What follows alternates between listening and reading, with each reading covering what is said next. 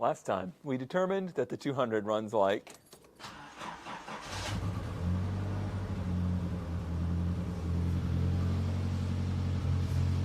occasional garbage. As you can hear, it occasionally runs spectacularly well. This is as smooth as you can hope a 40-year-old single overhead cam turbo. Oh, never mind, just kidding. We're definitely having an intermittent issue on cylinder number 2 that we're going to try to resolve with some, I'm sure, very healthy chemicals. So we're going to start today by shoving this in the gas tank, letting it run through the engine, and see if we can free up some injectors. Now you may be thinking, Cone, why are you taking these shortcuts instead of doing what you should be doing and replacing the fuel injectors? The reason is I've already done that. I have replaced the fuel injectors on this car, as well as taken them out and cleaned them again, and this seems to be a repeating problem. I'm still a bit confused as to why, because there doesn't seem to be a lot of stuff coming into the fuel filter. I don't know if it's just very small particles that are doing it. I don't know if it's actually an electrical issue. I'm just not quite sure. All I know is I'd rather try this $5 bottle of mystery fluid to see if it will help, rather than... Did that just pour in already? Man, this stuff pours in easy. I'd rather try the $5 bottle to see if they'll free up a little bit, rather than take it all apart again, even though I know that's what I'm going to have to do eventually. I'm sloshing. Don't judge me. Huh? It actually did come back a little bit. It's not perfect. Oh! It's trying. By golly, it's trying.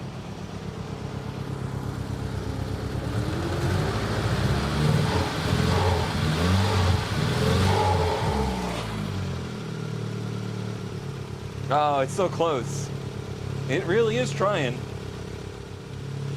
I think one of the next things I'll test, if we can't get it to come around, is if we're having an intermittent electrical issue. They make little testers you can put in line with the fuel injector plug to light up to see if it's firing correctly. We've had our fair share of weird electrical issues with this car. Also had our fair share of weird fueling issues too. We can hear we still have some kind of vacuum issue going on because, here, I'll walk over here. You hear that little... That's the vacuum pump constantly running. So for some reason, we are not getting a very solid vacuum to, I guess, the cruise control module side at least. Could be brake booster side as well. It's got great brakes and great brake pressure, so I doubt that the booster has gone. That doesn't mean that there's not a check valve in here that has gone.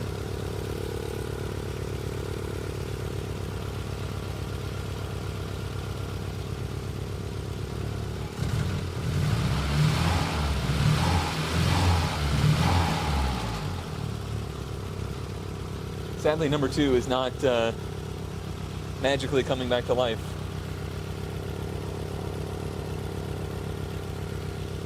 Not yet, anyway. I'll give it some time. I hate running it down a cylinder, but we gotta give it a chance to work. I don't know if there's enough audio quality to tell, but you can actually hear that cylinder ping every now and again. And that tells me that we've probably got a little bit of fuel coming through there. And the way that it starts up and runs and then we lose the cylinder leads me to believe we've probably got some kind of major chunk in the line of that fuel injector that, after it's running for a little bit, blocks too much of the injector to work. I don't think that this stuff is ever gonna work that out of it, but it was worth a try, and if nothing else, it's helping clean up everything else of the engine that that is running.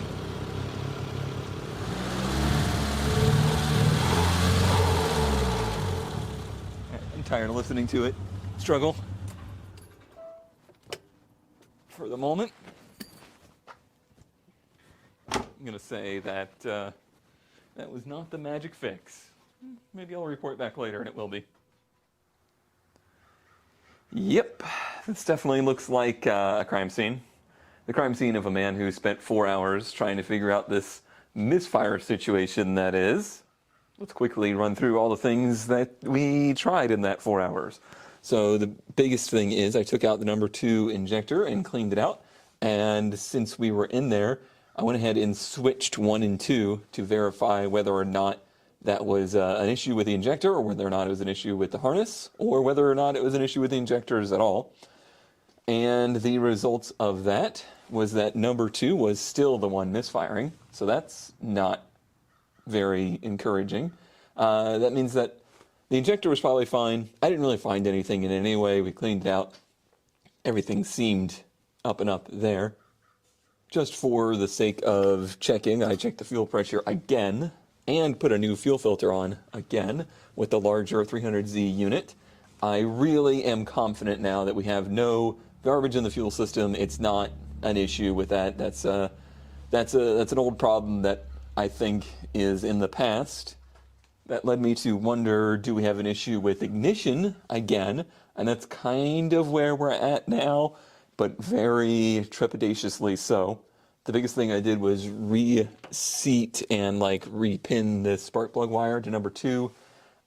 They're kind of finicky. Getting them hooked onto the spark plugs down in there on the intake side is super finicky and pretty tricky. So that was a big thing. And in messing with that was the first time that we got it intermittently running on 4 again.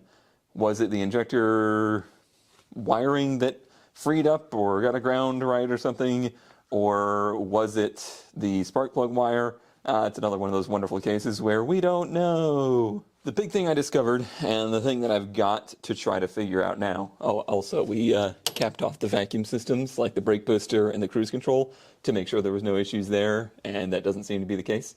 The big thing that I want to try to figure out now is, are both coils working and are both ignition circuits working? Because in the hasty testing at the end of stream, it seemed like maybe not, which is a nightmare, but it could be a clue.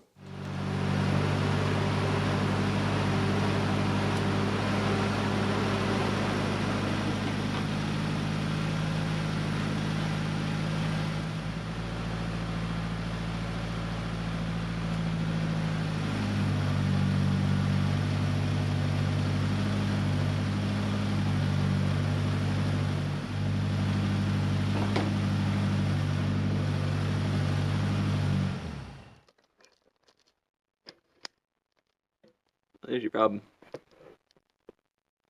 That's supposed to be hooked up.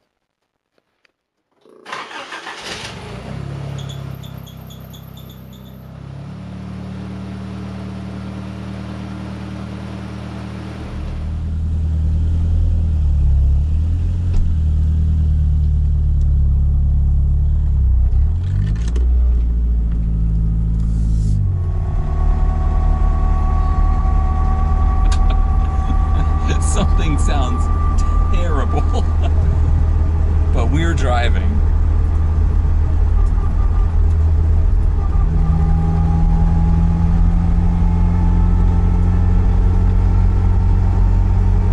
I think it's rear end.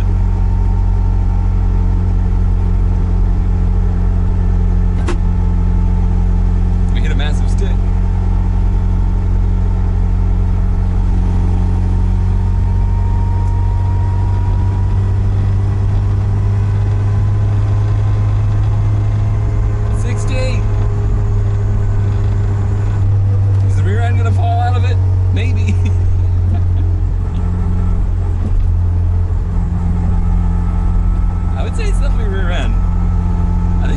Might be hitting too, but that ain't on the outside. That's inside. Maybe it has no grease in it.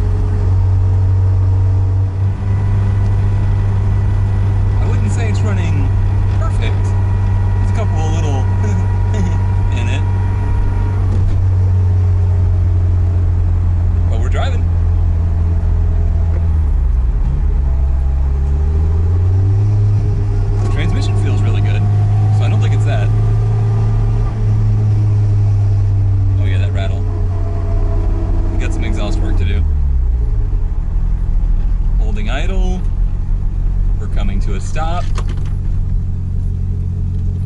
My brakes are braking. Whoa! Oh, a little bit of brake up there.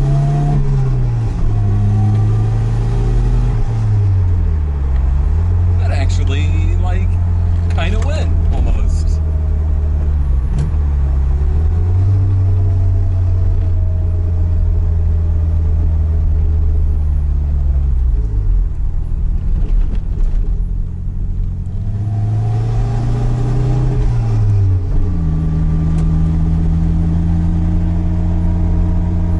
So much stuff rattling around in here.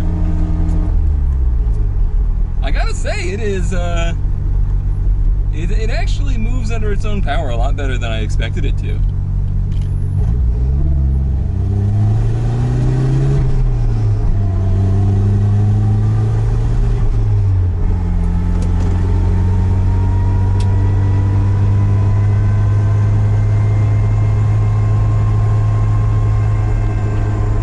Sun visors.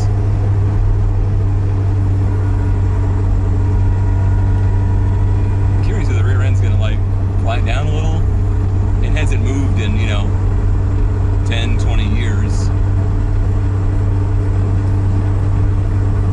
I'm not exaggerating. I'm not doing the like YouTube thing of like, this car hasn't run in 20 years. I actually just don't know.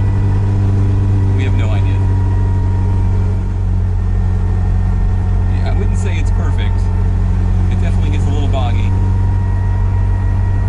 But it's also a tiny engine surviving only off a turbo that doesn't do anything. So it likes high RPM even though it doesn't rev. Yeah, if I really get into it, it will break up. But under low load, it seems good. Might be max airflow. Could be fuel pressure, but I kind of doubt it.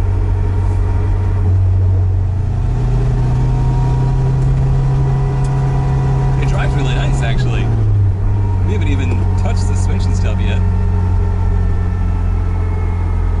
Woo! Just howling. We won't go too far. Who knows how hot that rear end's getting.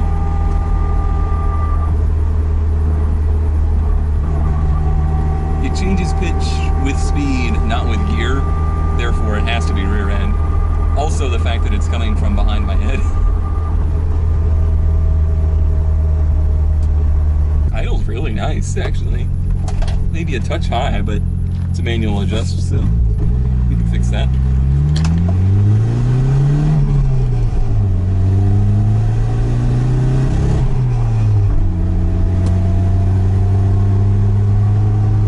Out, it almost responds like a boost cut, or like, I don't know how to describe it. It feels like it's limiting it, like it pulls ignition or pulls fuel. All right, let's go back. That rear end is bad.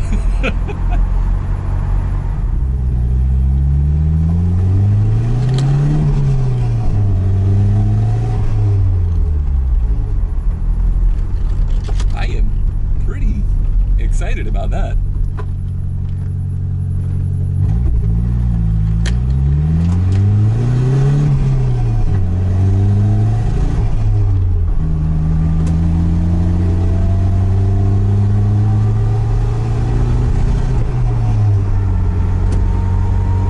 Yeah, it's like a percentage of throttle.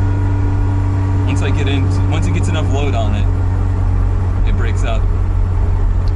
Doesn't seem to necessarily correlate with boost, but it may.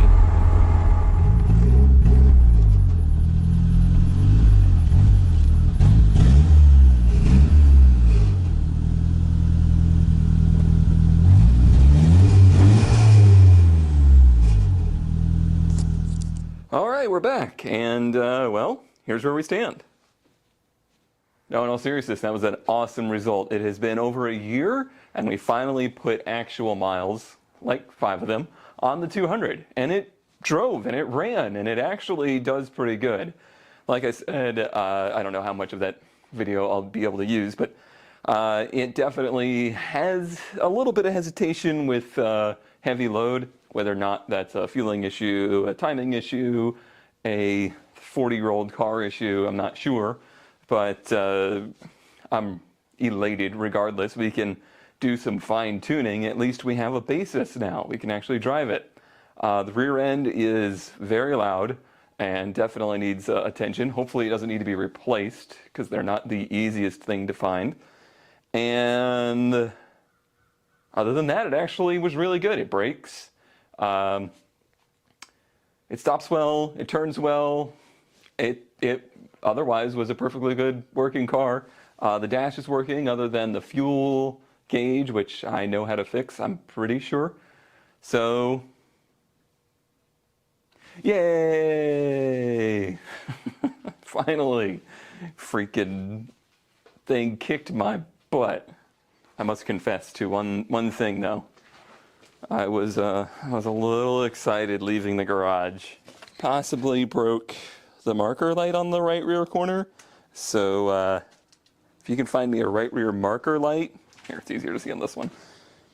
They're probably identical actually. Just a rear marker light for a 1984 200SX. I'd appreciate it. Thanks. Not going to dampen my spirits though.